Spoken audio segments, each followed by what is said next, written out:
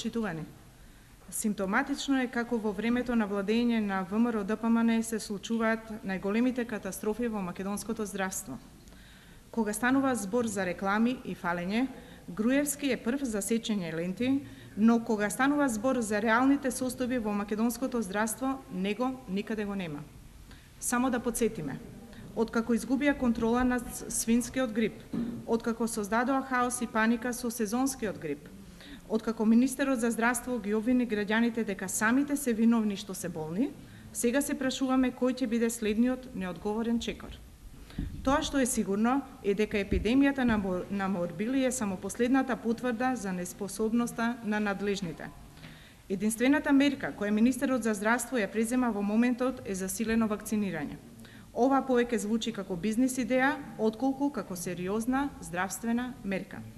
Масовното вакцинирање никогаш не се практикува во екот на епидемијата, затоа што е потребен период да се создаде имунитет, што не е доволно да се спречи епидемијата. Од друга страна, нејасно е зошто не се преземаат дополнителни мерки и зошто во оние зони каде епидемијата е најраширена, училиштата и градинките регуларно работат. Министерот за здравство најави задолжителна вакцинација на децата од 6-месечна возраст па нагоре. Зошто дори сега се најавува оваа мерка, а не пред 2 месеци? Дали Министерството требаше да чека епидемијата да се развие, па потоа да предложи ваква мерка? Прашањето кое нужно се наметнува е и зошто во изминатите години опаднал бројот на вакцинирани лица и зошто Македонија, која од земја лидер во регионот, почна да наликува на африканска земја каде нема вакцинација. На што се должи колективниот пат на имунизација на населението во Македонија?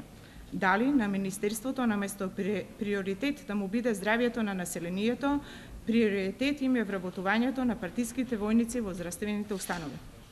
Покрај 5-годишната интензивна партизација на здравството, сега е најавена нова, предизборна, портокалова тура на партиски послушници, чија единствена задача е да гласаат за ВМРО ДПМН.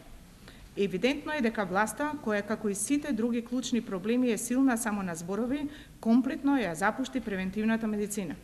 Драматичен е фактот дека владата на Груевски во последните 5 години не дава пари за специализација на педиатрија.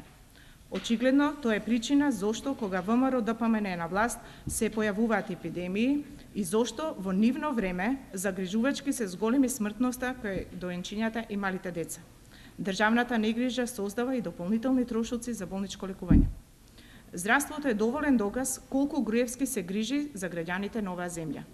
Господине Груевски, на граѓаните не им требаат вашите портокалови, скапо платени со народни пари реклами. На нив им треба квалитетно здравство. А тоа ќе го добијат после 5 јуни, кога СДСМ ќе ја формира новата власт.